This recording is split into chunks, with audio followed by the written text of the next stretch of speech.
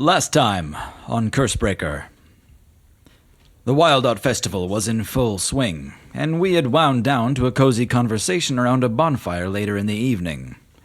Uli's family gathered to have their image recorded together. Just after that, Viri brought out a flask to share around, but the flask was cursed.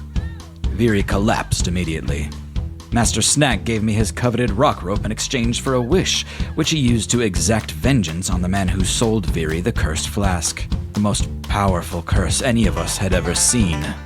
Holly saved our bacon with an incredible spellcast, and we returned to Hogwild to finish the job, but the party is already exhausted. It's true, I may not be a real genie, but I'm still your genie. Let's break some curses.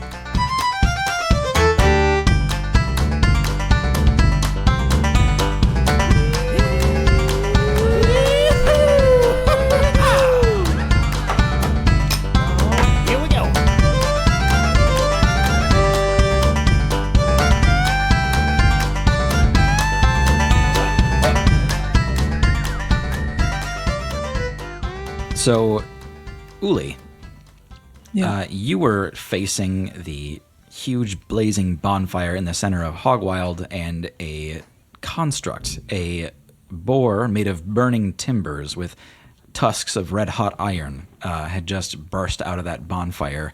It is staring you down, about to charge. You can see these 4 laughing gnoll skulls on either side of its pig face. However, you had just attempted the final curse-breaking technique, gave it all you got, and rolled a 1. Is that correct? Yeah. Yeah. For the court, is this correct? Yeah. The spell rebounds inside of you. This is a really good opportunity to actually talk about something we've been neglecting, and that is that using the Cursebreaker spells also hurts you a lot. So Tibio and Holly, who have both used their full Cursebreaker tattoo, are both at 1 hit point each. Fuck. That's not a whole lot. Uli, you do not suffer the full effects of having given it all you've got. As the spell sort of rebounds within you, you lose only 6 spell slots to the effect, and you as well only lose 1/3 of your health. Yeah, so 17 damage. So I'm at 35. Also, how many times can I rage? That's a good question. I think we'll do once a day for now. Okay, and how long does it last? I think the way you use this is it's like a 1-turn thing. You rage, cast, surge. So we can limit it. I won't just keep raging. Yeah. Okay. This burning boar swipes a hoof through the dirt, and you see cinders kind of float off of it out into the night. And Uli, you can see this thing has its head low, and it's staring at door just beyond you. I need everyone to roll initiative. 4. 15. 13. 8. 11. At the top of the round is Bert. You see this, that Uli's curse breaking had not succeeded, and that this thing is about to charge at Uli's brother Dor across the way. You guys are in the town center of Hogwild. There is a busted fountain that is gushing water into the air. There are a few straggling civilians, including a few of the Nis family members. There are buildings around here, and there are a few wind turbines used for the pump. I will bring down a guardian of faith between it and Door. Okay. You see where this thing is heading, and you raise a hand to conjure up a book which expands open over the dirt, and from it stands this tall woman holding a librum and a sword, and threatens it to get any closer. Door, get to safety! He seems to be kind of like shocked and standing in place, staring at this thing. You assume that when he mentioned that there were things in the field that he couldn't handle, this might be one of those things. Yeah. I'm going to run over to him and see if I can... I'm going to slap him. Okay. Well, you already used your action. That's true. Yeah, I thought, yeah. If Perk just charges into him. If he just spins and happens to hit his face Well, with his hand. I don't think there's any way Bert could reach Door's face to slap him, right? Also true, yeah. You'd have to use... So I'm just going to run over them. Up next is Tibio. Oh my gosh, I'm never this early. Yeah, it threw me off too. Wowee. Wowee. I cast Ray of Frost. Okay. Hey! 27. To hit? Yes. That hits. And because I am higher than level 5, it takes 2d8 cold damage, and its speed is reduced by 10. 11 damage. Okay. Yeah, from a distance, you see this thing lower its head and look like it's going to charge towards Door. You see the Guardian of Faith pop up between them, and it's immediately obvious to you what this thing is going to try to do. And so you try to freeze it in place with the only magic you have left, and you see that this actually puts out a huge amount of the flame on its flank, and seems to actually have a very significant impact on the boar as it kind of even rears back a little bit to check on its new wound, but it continues nonetheless. Next up is Uli. What's around the boar? I know I was facing it down. The fire is right behind it, and then there's the boar, and then about 10 feet from the boar is you standing right in front of this thing. But no one else is... No one else is right near you, I don't think. Okay. Then I would like to Thunder Wave. Okay. No, I want to shatter it instead. Okay. Yeah. Shatter. So it needs to make a con save. 4. It fails. I also don't surge.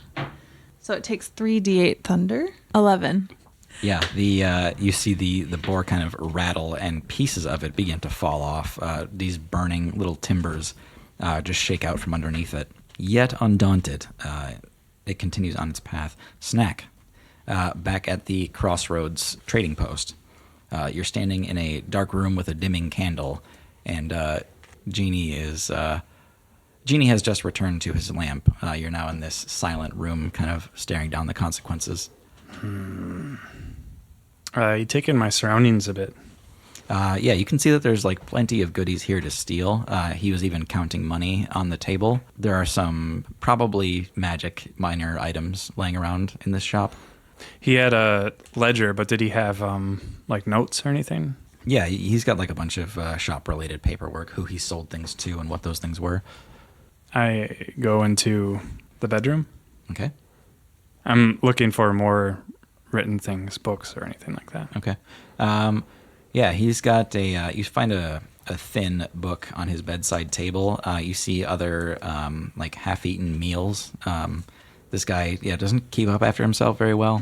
Just kind of leaves stuff everywhere. There's like a bunch of like half-consumed cups of water all over the room. Snack is getting a little shaky.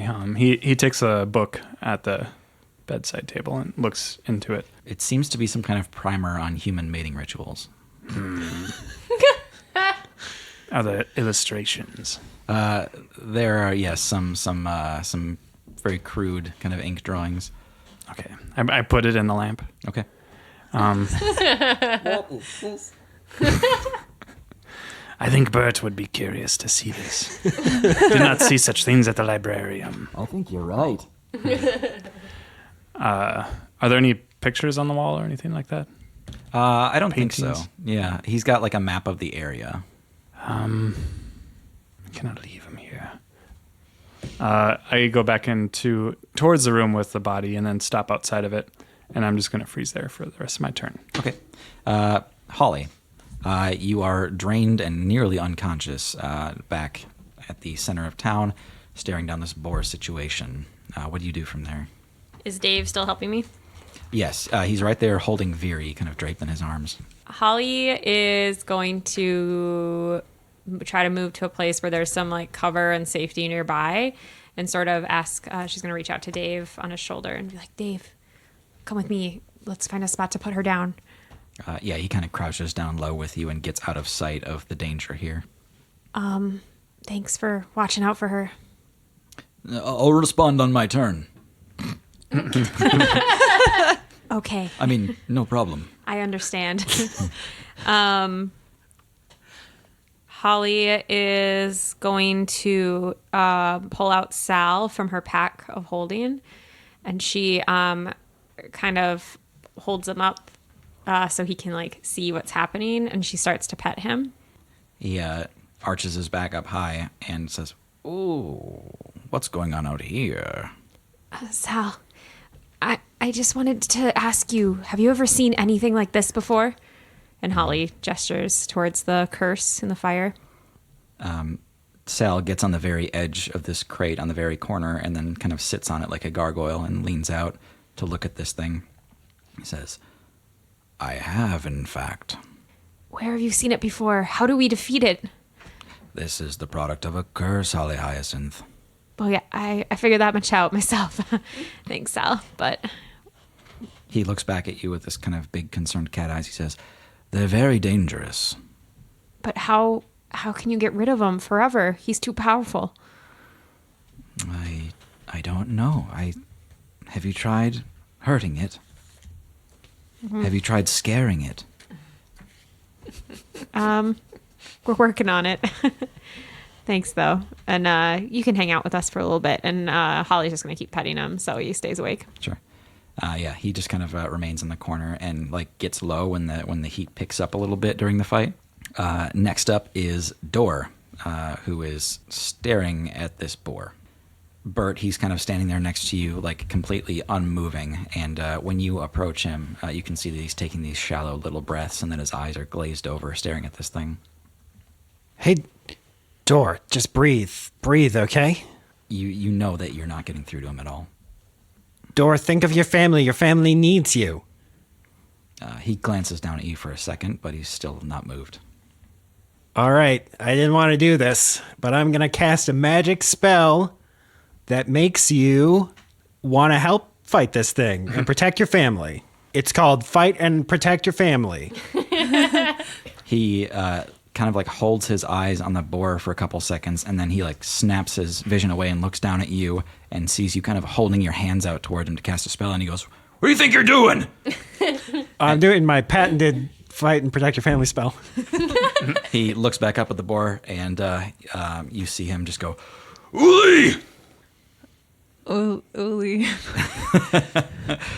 Uli, you look back, having flubbed your curse breaking and kind of wondering what to do next after your shatter. He makes eye contact with you, and it finally kind of ignites him, and he kicks on the rage. Yeah. Bert, you see his eyes just go bloodshot red, and he shakes his head side to side, and he literally is just whipping spit like left to right. And you see him reach down and pick his hammer up off the ground, and in one huge exhaling shout, just begins to charge towards the boar. Does he trigger my rage again? Ooh, that's, well, Yeah, he might actually. I Okay. think seeing that, once again, the rallying cry of the Nis family, Okay. we'll have that go off immediately. Just because Door is causing this, I'm going to say Uli can take her reaction to do that. Okay. Yeah. So then I would cast something. Yep. It's a rage of opportunity. Nice. I think I'd probably Shatter Scream. Yeah. Did not get above a 5 on either of those. Okay. Shatter Scream sounds like the name of a transformer. That's 10 damage, and then I have to roll. It's an auto surge, so I need to roll on the table. Yep. Well, you always have to roll on the table. Oof, oof, oof. I go invisible. Wow. Neat. So I scream, shatter him, and then I poof out of existence. So Door has not quite made it up to the boar. He is charging, and as he's charging up to it, Bert, your guardian of faith, looks at you, and then it looks down at Door, and it kind of gives you an eyebrow, like, should I hit this guy? No. She like holds up her blade to like cut his head off, and then she's like, no, oh, okay. Just the flaming boar, please. And it runs by, and she just gives you like the A-OK. Has the boar taken a turn? No, it is the boar's turn. Okay. Fuck. Thanks for asking. It is going to kind of like shake its whole body side to side, and a bunch of burning splinters and ash and embers fall off of it. Anybody who is within a 15-foot radius needs to make a dexterity save. Yay. Who that? That's me. Just Uli. Okay. 6. Okay, so you take the full amount of damage here, which is 10 fire damage, as even though you're invisible, you are just kind of swallowed up by I'm embers. fire resistant. You are fire resistant. You take So half damage. 5. Overalls, baby. Nice. A Holly original. Holly calls from the grates. Yeah. When she's hiding. Yeah, you can see that her overalls just will not catch fire and stay Can't see it. She's perfect. invisible. No, that's right. All right. Dang it. You assume she's Oh, that's fine. so bad for your brand. Pants, Yeah. no fire. Liar, liar, pants not on fire. All right. This thing is going to charge up to Door. As it's charging past, Uli, you will need to make a something. Yeah, a dex save from you again, Uli. And then it'll be a dex save from Door. 15. Nice. That does succeed the save. Door did not, however. Door. You are fine, Uli, and Door you see gets clipped by this thing as it's charging through and takes 7 bludgeoning damage as he gets kind of crashed into. Sorry, half that would be 3 because he's raging. I imagine Door has like 200 hit points. Top of the round, we've got Bert. So that thing was charging. Where is it charging? It's charging to Door. Okay, so it's en route to my guardian. If it keeps going, yeah. Whom can I see with my eyes? This So space. Uli is invisible, but you know Yep. kind of where she is based on where the embers kind of slapped around. Yep. Tibio is within sight. You lost track of Holly and Dave. Fair. Are there any other Nisses around? Yeah, I think Barrett is probably in the scene. That's probably it, actually. Barrett is the bar owner, right? Barrett's actually the bouncer, the quiet guy. The bouncer. Yeah. So he can sort of fight. Yeah. Is he raging? Did he get the rage? This time he did not. He was not looking at Door when it happened. I'm trying to decide if I should bless these folks. Bless this mess. Oh no. Bless your nose mess. I'm going to use a 3rd level guiding bolt on the Boarman. Okay. That's bad. 10. 10 does not hit. Hoof. You see the boar still kind of charging, like you shoot this guiding bolt at it, and it sort of leans down with its tusks, and it just rakes the guiding bolt away into the night sky. Yikes. Next. Next is Tibio, It's me. and then Uli. Sorry. C'est moi. Same way. I'm going to back away as far as can be Okay. because I'm at 1 little old HP. Okay. And then I'm going to cast Ray of Frost. All right. That worked well last time. And I do technically have a range of 120. Damn. Yeah, you can do it from anywhere in town. Okay. It's a very small town. Yeah, town literally isn't big enough for the 2 of you. Natural 1. Woof. Yeah, it's only one worse she than have mine. the- That Yeah. seems correct for I me think right she now. nails Uli. Why do you guys choose to do that? Invisible Uli. Yeah, let's have you roll damage, but Oh, it's against Lord. Uli. 5. Okay. And your speed is reduced by 10. You're welcome. Ow. Yeah, a ray of frost bursts out from you, except your aim is all wrong this time as you're trying to also retreat from this thing. You kind of drag it across the scene. You like hit the fountain and see a bunch of the water turn to ice, and then you drag it across the bonfire and see a bunch of it go out, and then you stop immediately right when you hit Uli with it, and you see this invisible lump develop a bunch of rime and frost on it and fall to the ground. I'm sorry. You can see me now. The invisibility goes away, I think, if I get hit. Okay. Hey, watch it! So sorry. Next up is Uli, and then Snack. All right. I turn around to where the boar is. Right now it's Boar versus Door, so it's got its back to you. Boar v door. Boar v door. Spy versus spy. Then I would like to meta magic quicken spell to do protection from energy on myself. Does that give you resistance? Because you already have resistance to fire. Shit, you're right. I forgot about my pants. Your hot pants. You always forget about the pants. I'm still going to use quicken spell, I think. Are there any potential weapons around? By the barbecue pit, I think there's one of those long skewers. I would like to pick up the iron poker thing and kind of ram it into him. Okay.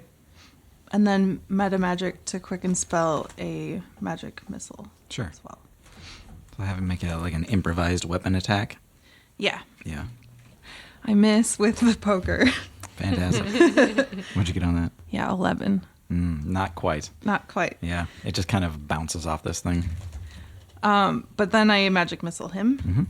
I'm also going to roll to see if I surge. 11 was close, huh? I do Hit the that. tusk and it goes bang. Yeah. But then 11 damage. Okay. Yeah, you pick up this poker and throw it at it, and it just kind of bounces between its tusks and just flies off into the dirt. Knowing that's not going to work, you take a few steps back and begin to shadow box this thing and throw little punches at it from a distance. You can see that does affect it, and it momentarily looks back at you, but its interest still seems to be Door and Door alone. Next up is Snack. We are back in the Crossroads trading post. You've looted a few things from this now dead bachelor. Has Snack decided to make any moves here? Snack is standing outside of the room that the body is, and then he re-enters and approaches the body and wants to attempt a medicine check. Okay. Yeah. Does Snack have any medicine skill? No. Okay. That's not the point. Got a 10. Snack, that's dead body. Genie. Yes? Genie, based on what that other curse said, he's not dead, right? It sounded like that might have been the case. Can you fix this? I don't know what the nature of it is, so I'd have to take a wide spectrum approach, and that means a good deal of power. I scramble and gather up all the cursed items. Would this do, Genie? Give me an intelligence check to decipher the ledgers and the placement of these items. 11. Okay. You scan the list for cursed items, and you don't seem to see any. You do notice, though, a couple of nesting dolls and some other minor magic items, things that you've seen in the past. Just these little knickknacks that you've encountered on the road. They look similar to magic items you've seen. These seem perfect. And I gather them up, and I also think of my dowsing rod and take it out. Set it in a pile. You see Genie kind of picking through the items you've laid out, and he goes, and he like tosses one off to the side, tosses another one, he goes, This is not time to be picky, Genie. I could eat this. And he holds up a little nesting doll of a fox. Oh, that one. Okay. He looks at you like, can I? Of course. He pops it in and gives like a tiny little burp. Okay. Task was bringing him back, yes? Genie, I have a different wish. Okay. And as I'm I'm huffing and puffing, and I take the body and I try to stuff it in the lamp. Okay. Does it? Yes. A couple of silent moments go by where he's just kind of staring at it, and he's like, Snack, this isn't a good idea. It can go in my room, Genie. You said I can do whatever I want there. Let me get the dirty rug out at least. Too late. Yeah, he just kind of flops into the lamp. He says, Snack, I can't sustain this for very long, Snack. This isn't meant for outsiders. Whatever you're doing, it's got to be quick. Okay. Can we go back to Hogwild? I see. That's what... Okay. Yes, we can do that, but you understand, once we get there, I won't be able to bring him back. This is fine. Sounds good. We're already there, Snack. Oh, what? I look around. If you just pop out of the lamp, I see. you poke out, and you're just like in the bushes, and you see this like raging, flaming boar staring down a small half-orc. Oh, this is a cool party. So yeah, you are back in Hogwild. Next up is Holly, and then Boar. It is a cool party. As Holly rifles through her bag to just look for anything that can help. And she's talking to Dave now. She's like, but I do have this. And Holly pulls out a bottled blizzard. What's that? I don't know. I guess it's kind of like a fire extinguisher. I've never used it. What's that? It puts out fire, Dave. Oh. Fire extinguisher. Yep. Anyway, I think it might be helpful because that's a fire. And she points over at the boar. He looks up at the boar and squints, and he goes, that is a fire. Here, can you throw this at it? I don't think you want to put that in the hands of an NPC. Okay. Holly stands up and she takes the pin out of the grenade. I don't know. Pulls out the cork. Yeah, she pulls out the cork of the perfect. bottle. Yeah, perfect. With her teeth. Yep. And she hurls it at the boar. Okay. Yeah, make a ranged attack. Hey. Dirty 24. All right. I rolled a 19. Natural 24. Natural 24. One a hell of a die.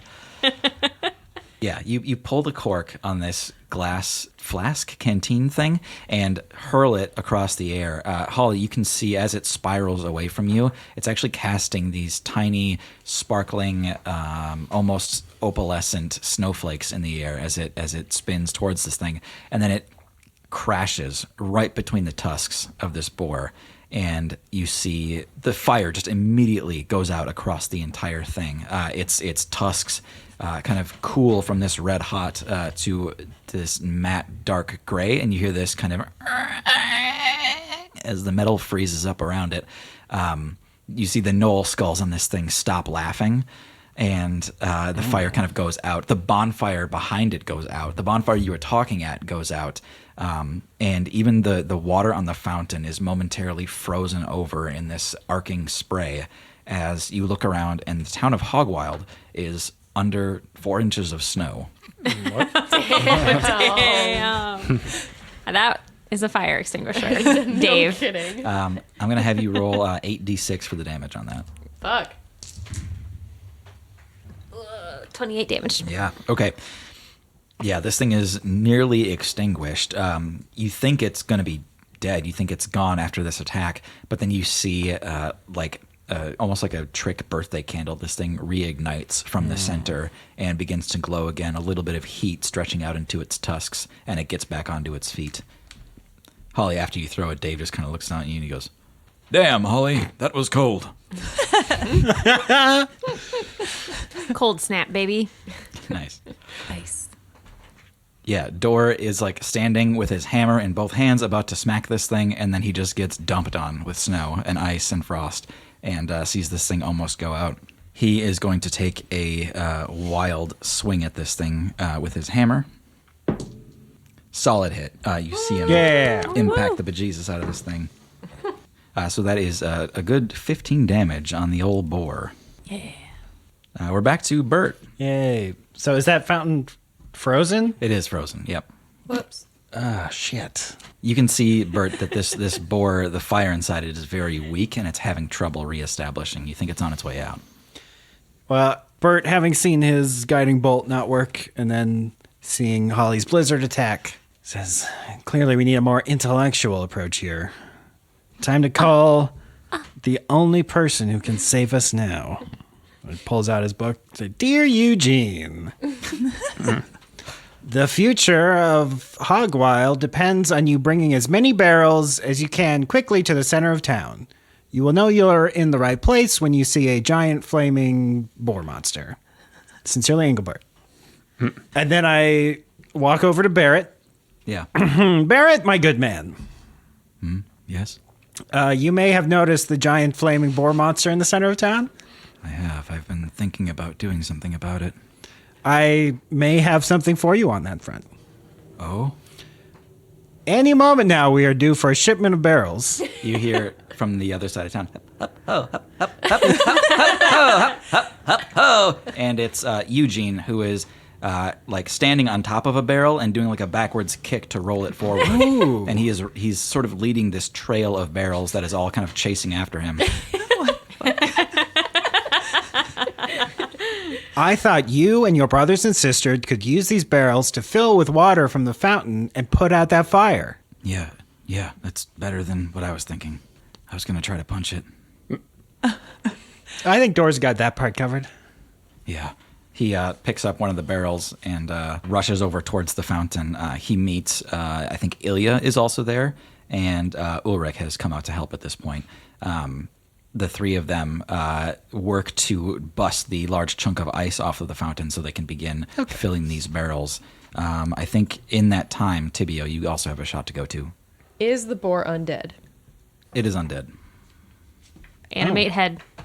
I still can't do that because that is still about my spell slots. Okay. That's not why I was asking.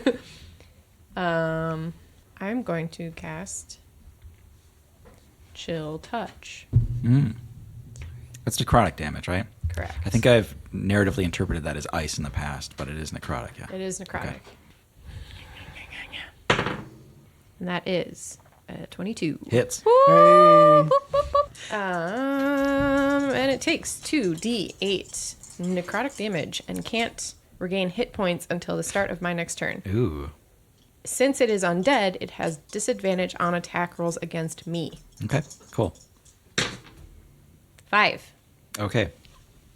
This thing falters on its feet. You see all that heat kind of disappear out of it again. Not because it's being chilled, but because it's losing its life. Next up is Uli. Is this thing possessed by a thing? Yeah, it's possessed by a curse. Can I try to banish it? Yes, you can. Okay. Yeah, at this moment, it is going to use its legendary resistance to avoid the banishment. Oh.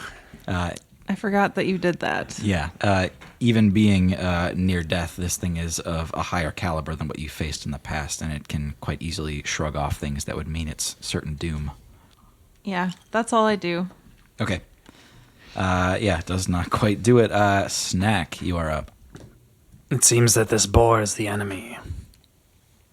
How far from it am I? You're pretty far. You're like 60 feet away. Do any of us know Snack is here? I No, doubt it. Give me he's a in the perception check. bushes.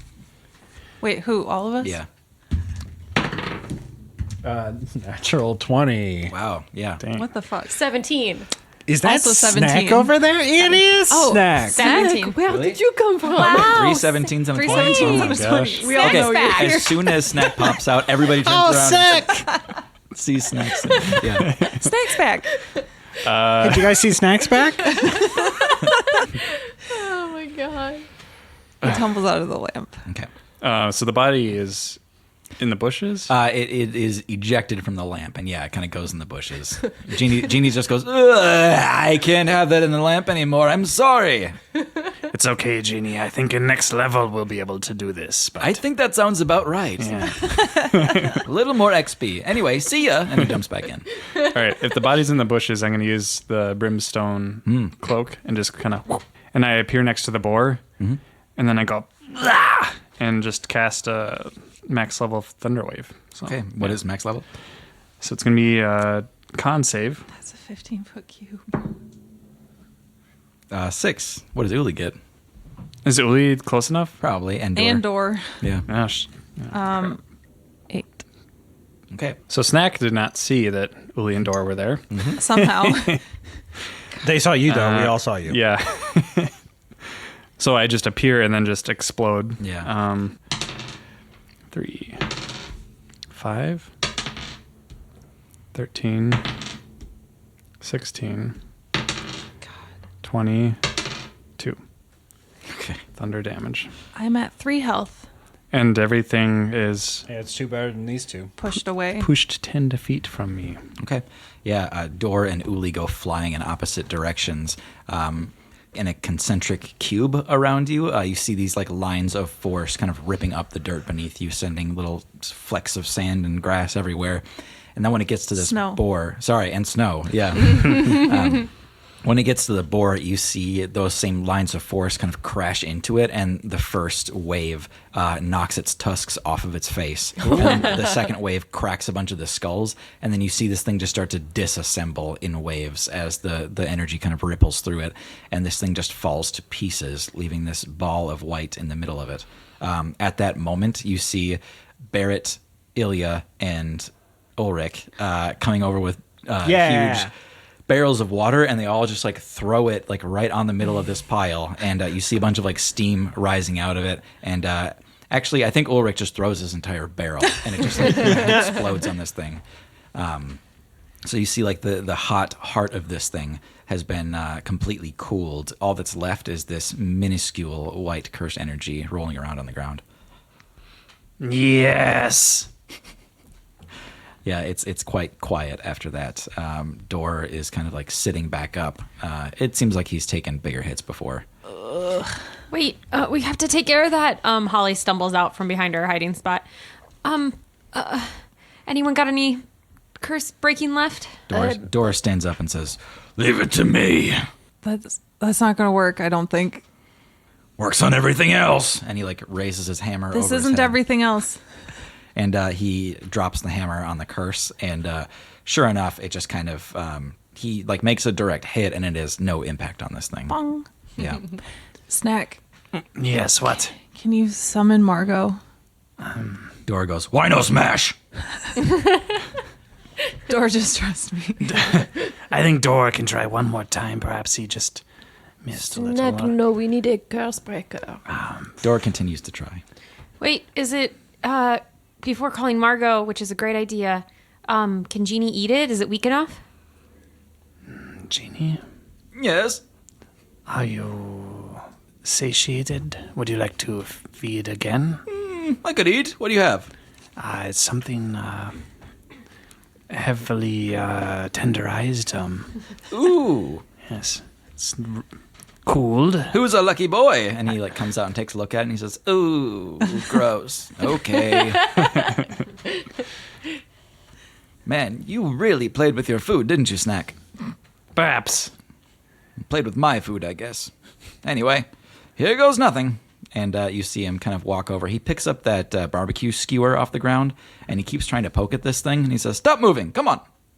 And eventually he gets this thing right through, and then he holds it up, and he makes the perfect cooking hands. I don't know what you'd call that. And skewers this thing and puts it into his mouth, and he says, oh, I'm not going to say it's a spicy meatball. That's a bad idea. Yeah, he picks it up and goes, that's a spicy meatball. Or I could just say chef's kiss. That's what it is, chef's kiss. Genie is rubbing his belly and staring at the party, and then he takes out the magical equivalent of a Tums and eats that. It's been fun catching up with all of you, but I should probably get going. Did that do it? Hold on a minute, Snack. Is very okay. Walking towards the party is Dave holding Veery. Veery is not alive, not risen. I really thought that would do it. I'm sorry. I wish I could help, but I'm no good in the magic universe. Is there anyone we can summon? We could still summon Marco. She may know of a solution to this. I got one thing I can try. It's a long shot. Bert walks over and casts Greater Restoration. Okay. One of the things that does is removes one curse, including the target's attunement to a cursed magic item. Okay. It's a 5th level spell. Bert, what do you have to do to cast Greater Restoration? I need a 100 gold material, which is consumed. So, What's the actual material that you need? diamond dust. Oh, I see. Okay. Oh, I got some of that. And Holly just pulls out a diamond and crushes it in her hand. Here you go. Just kidding. I think what happens, though, is you see William, a suitor of Holly's, walks up and says, I believe I owe you an apology, Miss Sally Lou. I was not in my own mind when I tried that terrible, terrible deed of forcing a drink on you. That's something a gentleman should never do. How many of these guys are there? I think only 3. He looks up and says, I am the third and most wealthy of the gentlemen.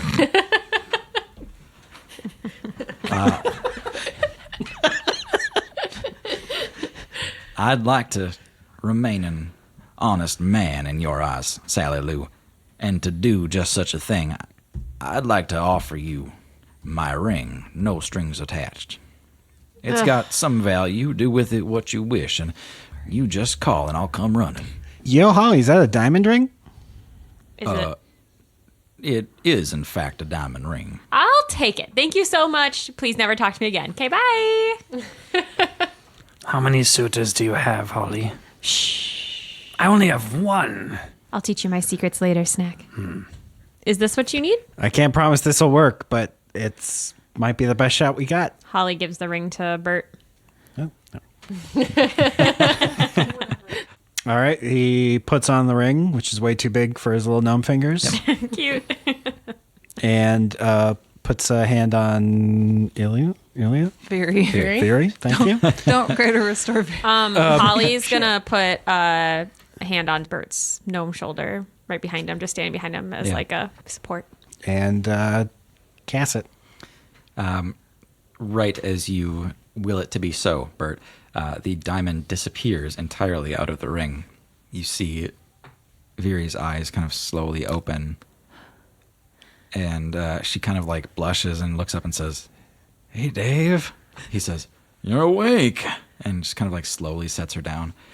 Very, you were dead. I'm so glad you're alive.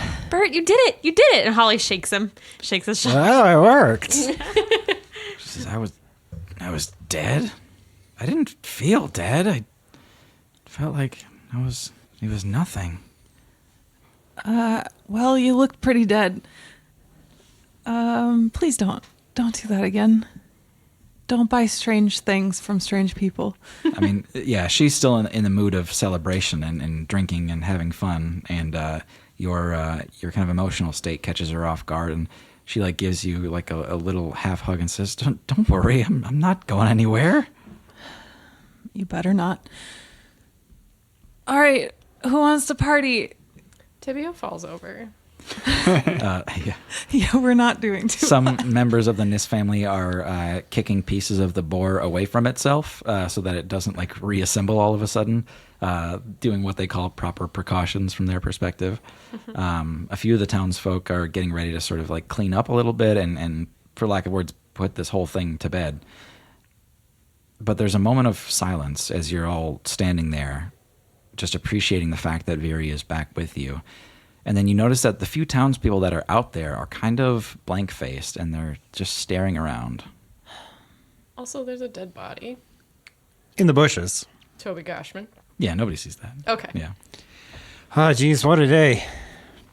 Everyone's looking kind of weird at us. Do you guys notice that? Oh, we did just save the town for like the third time? No, but they got like the Joe look. Look at their eyes. You all turn to look at them, and they do look like they have that same blank expression, but when you follow their eyes, they're not looking at you. They're all looking up. Oh, boy. Bert looks up. We all look. You see around the wooden palisades and on the eave of every roof in Hogwild, there are no less than 1,000 jet black ravens staring down at the center of town, staring down at Tibio. Tibio? Tibio passes out. You all hear this cacophonous take off from every angle in the town, and there's this giant fluttering of wings as it looks like this place is domed by a black sheet or some impossibly black night sky as all of these birds fly up in this enormous murmuration that starts shifting, and it all moves southeast towards the fern glade. One raven remains, and it perches right next to Tibio. Tibio, what? Do you want me to fight this bird? Snack, can you talk to this? I will shoot it. Are you unconscious? It's okay. It's okay. And I'm sitting on the ground, and I'm all like crumbled up. I'm so tired and injured. The bird looks at you, cocks its head, and says, "Tibio! It is time!" Okay, I will come home. It turns its head again and says, "The dead have become restless. The mantle of House Femur awaits you." I know I have been away too long. I will hurry. The raven doesn't fly away. In fact, it moves to the top, moves to the eave of a house, and it stares down at you. As you continue your night, no matter what you do, this bird will not let you out of its sight. Psst, Tibio. Yes, Snack. I have a clear shot at this bird that's been spying on you. No. Do not injure the bird. Okay. Leave the bird alone. It is a messenger and a guardian, and it is ensuring that I make my way home. Are we all going with Tibio? That is up to you. Can we? Absolument. Can we sleep first? I need some healing. Yeah, how about a long rest? Yeah. Let's Before all we go? head back to the inn and get some rest before we have to The inn. decide what's next. Your house. Yeah. I guess I thought the bar had an inn above it. I didn't know. Yeah, the bar doesn't have an inn or any place to sleep. There is an inn called the Haystack that's right across from the Hare of the Hog. Uli's family home is also open to stay at. Yeah, I'm gonna go be with my family for a bit. It's been pretty rough. Holly's gonna go to the haystack and pass out in a bed. Yeah. Bert, Bert, can you come with me? Sure. Where are we going? Just outside. I need you to help me read something. Oh, you had me at read something. Yeah. I pull out the book from Toby's room. Yeah. So, this book here. Follow me, Bert, please. Where'd you get this? It's not important. This is just a diversion to seem less suspicious.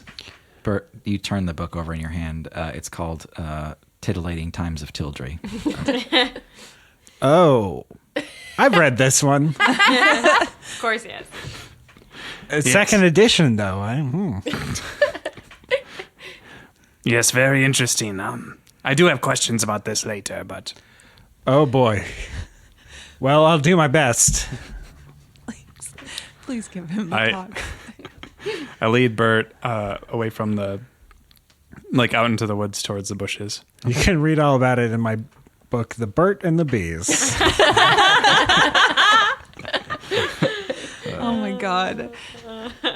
Bert, this was not really why I wanted you to come here. I'm glad for that. But I can keep the book, right? I suppose. All right. Okay. Right. I glance around, make sure nobody's looking at us, and I move the bushes aside to reveal a leg. Yeah, you see a corpse, Bert. Yo! A dead body. Isn't he aware of that already? Yeah. It's the same body from the crosspost that you would see. Yeah. It's Toby Goshman. You brought Toby's body here? Well, Bert, I feel weird about this murder for some reason. You feel weird. I cannot explain it, but I almost wanted to run away or burn the house down. I don't know, but I thought it best to bring it here, and you showed me that you can bring him back to life. Oh, Or should we kill him for real? well, he's already dead. No, don't kill me. What? What? What? It's him again. What? And Toby Goshman kind of like sits up where he's laying. Toby. Am I dead? Not yet. What's going on? Where am I? Oh, you're in Hog Wild. What day is it? It's today. Okay. Okay. How did I get here? This is not important. You almost murdered one of my allies' sister. How did I do that? I was doing my receipts. You are selling cursed items as we advised you not to. Well, someone sold them to me. Did they force you to buy them? No, but they didn't tell me they were cursed. It's not my fault. We told you they were cursed when we were at the crossroads. Yeah, but I had sold them by then. You guys bought the last ones. So you sold this to her before we ever met you. Sold what? This flask. It's gone now. Oh. But you know, the flask. Yeah. I sold that like maybe a day before I met you guys. What is this about? Oh, God. You killed him, Snack? I will again, maybe. Can I do a perception to see if he is fibbing? Insight, yeah. Insight. Duh, John. Yeah. I feel like Snack would make a perception check. Just like squint at Yeah. him a little bit. Can't I see got me an live. 11. Dire tells. Yeah, you can't get a read on whether he's just trying to save his own bacon or if he's telling the truth. It doesn't seem like he's really thinking about the things he's saying, though, so he must be a good liar if he is. All right.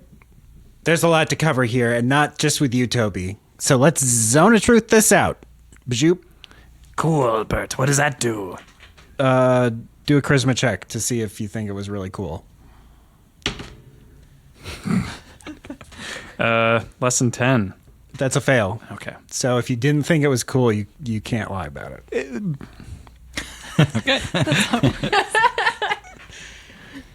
What did Snack really think? Tell us. Wow, Bert, this is something I would expect you to do. Bert the narc. Toby gets a 10 and says, I mean it. I sold this to her before I ever met you. I didn't have any cursed items to sell after you guys came through. Would you sell them again, Toby? Well, I don't have any more. That's not the question. But you'll still honor your commitment to report any cursed items back to us, right? Yeah, I have to go to Tildry and tell, like, Bingo Bango or something. It's true. He does think her name is Bingo Bango. Right, that was the deal. I have to tell some Tildry official that I have a cursed item. That is the deal, yes. Great. Well, You swear to do this. I swear. I swore the first time. How do I get home? I am not sure. It's like a day from here. You'll be glad to know I did not burn your things. I did grab one of your books, though. His eyes just go wide. He goes, the book. Yeah, the book.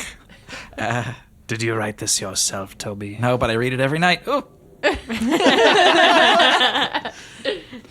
I can't wait to read it either. I imagine myself as the main character. Oh! What is going on? I feel so much better. I got to murder and still be forgiven for it. This was a good day. Now, Snack, nobody said you were forgiven. In fact, I'm a little steamed at you for stealing that flask from me and then going off to do this without consulting any of us. But I'm a little conflicted because it seemed like you were doing the right thing. I do not think the dragon would think it good of me to do what I have done. If that dragon is your moral compass, then maybe we'll just have to go with that. No more running off for murders without telling us. Okay? Okay? Is your stupid spell still on, Bert? I want to be as cool and interesting as you guys. The spell must have worn off because it's not stupid.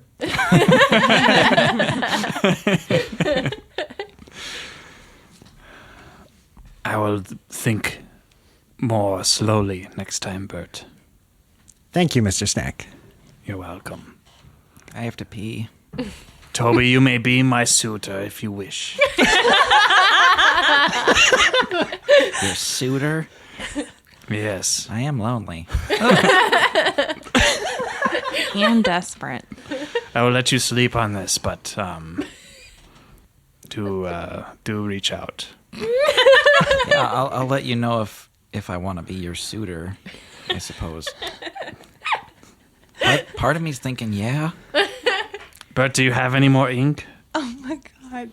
I got plenty, baby. Yeah, I think I better just call it a night. I'm going to find a place to stay. And Toby leaves. Okay. So as we're all like tucked away and doing our sleep stuff, Tibio is gonna wander out and try to like find a quiet time away from the Raven and away from everybody. Yeah. I think the Raven maybe expected you to be asleep. So when you leave the haystack or wherever it is that you are, you do get a couple minutes away from this thing. Tibio is just kind of like contemplative and is very nervous about going home and is kind of overwhelmed with everything that happened since we got to Hogwild. And he just kind of sits on the ground and is absently kind of like playing necromantically with little bones that he finds in the alleyway kind of deal. And he like hums to himself a little bit. Nothing in particular. He's just kind of humming. Yeah, okay. You're not far from the alleyway where you had seen that dark cloaked figure that was doing much the same the night before. In fact, you think you might be playing with some of the same bones. In the midst of that, you hear a hoof hit the dirt. I look around. Dave? He's He's like in a nightgown. Oh, Just gonna get a glass of water. You look up at the back end of the alley and you see a decayed skeletal horse turn its head and look at you. And it pulls forward and you see a dark cloaked figure sitting on this dead horse. He looks over at you and says, "Good evening again." Hello. I did not expect to see you again. I was actually just leaving town. It seems things here are a little chaotic for the moment. Yes, I think that they are settled again, though. I hope this town does well. I've enjoyed my time here. They've treated me nicely, as an equal. Yes, they are very good people. I never got your name. Hmm? Your name? Oh. If you want to call me by my name, you can call me Gaspard.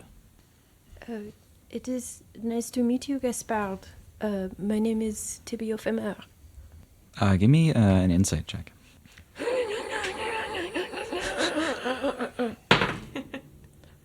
Dirty 20. Nice. When you give him your name, you see his head kind of bow and he breaks eye contact with you.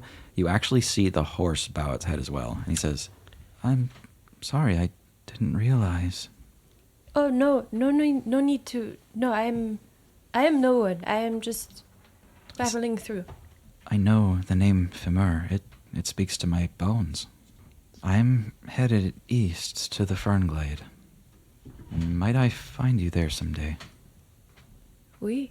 Yes, I'm heading there myself soon. It is my home. I understand. I feel you are owed a gift, young Master Femur. He throws a leg over the horse to dismount, and as he does so, you see the horse kind of kneel, and it dies as he gets off of it. Cool. And he walks over to you and he says, "This has been much too small for me. I think it was meant for someone your size." And he ruffles around in his bag and gives you undoubtedly a gnome-sized lute. Perhaps it was for a child, but it works all the same. Cool. Says, "If you find it difficult to carry a tune, this might help." I hold it and I look at it and I look up at him and just a huge smile lights up my face. Merci. Thank you so much. This is wonderful. Thank you, Your Eminence. I hope to meet you again. Please do take care. Travel safe. He walks over to the horse, and when he gets close, it begins to just kind of like shuffle back to life. You see some of its bones try to find the right sockets as it reassembles. Cool and gross. His cloak kind of readjusts itself as the spines on it like straighten out and then go slack again. He gives you a nod and then throws up a cowl over his face and rides out of town.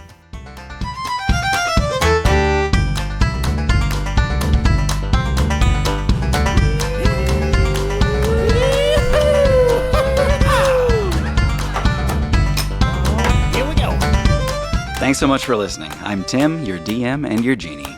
I'm Hannah, playing Holly Hyacinth. I'm Thomas. I play Engelbert F.F. Wisherspoon. I'm Tara, and I play Tibio Femur. I'm John. I play Snack the Kobold. And I'm Maggie, playing Uli.